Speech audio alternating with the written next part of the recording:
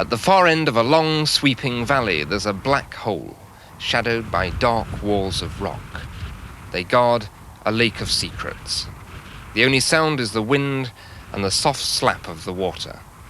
Dulyn Lake, alone and forbidding.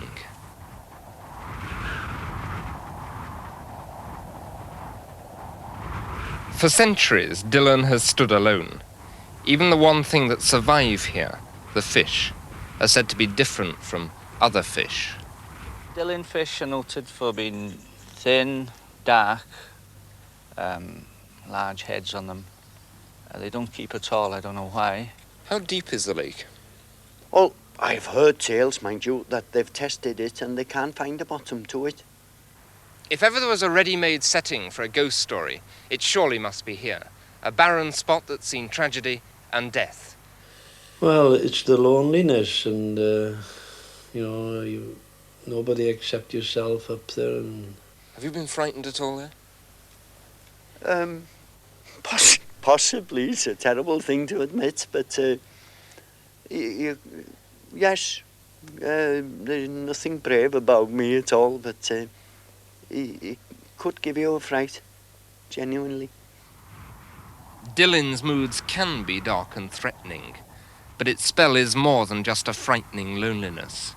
People tell of voices, cries that ring across the water and echo round the hills. John Owen used to go fishing at Dulyn. Well, I was up there a few years ago with a pal of mine for a day's fishing, and we started fishing about an hour and a half later. We were about 100, 150 yards apart, and I heard a voice, and I took it that my pal had called me to say something. So I shouted to him and asked him what he'd said. And he turned round and shook his head and told me he'd said nothing, you see. So I looked around and nobody about. And a little while later I heard the voice again. And again I called him. And again he shook his head and said he hadn't said anything.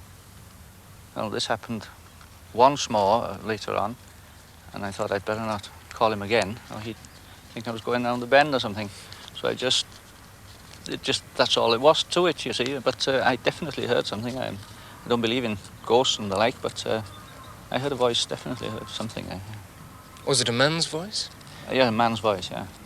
Had you heard any of the stories about the lake before going up there? No, this is the odd part, and since when I came down, and I mentioned it a few weeks later to a chap who fishes the lake a lot, and he said to me, "Oh, you've heard them as well." So, and from then on, of course, I heard all sorts of stories about people hearing voices there.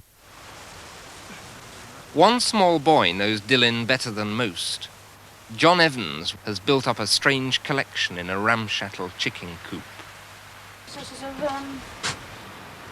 panel from the side of the aeroplane. It must have been on the outside because it's camouflage.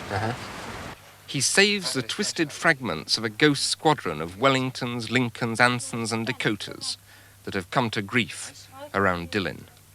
A museum of bullet-scarred fuselages, shattered perspex from cockpit windows, and smashed joysticks.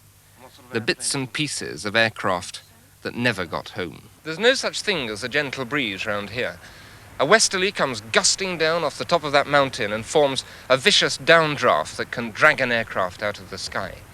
And that's why this lonely spot is known as the aviator's graveyard.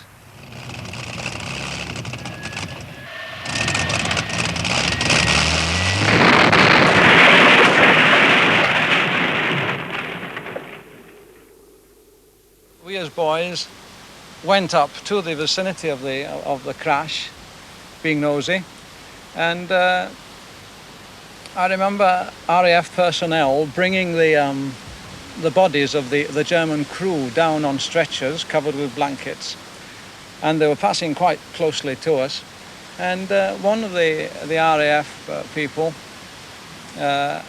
drew back the blanket and said, "Have you ever seen an Iron Cross, boys?" I don't remember seeing the Iron Cross. What I really remember then, being at a very impressionable age, is the bloated face of the poor chap lying on the stretcher, and the sogginess of his uniform, and the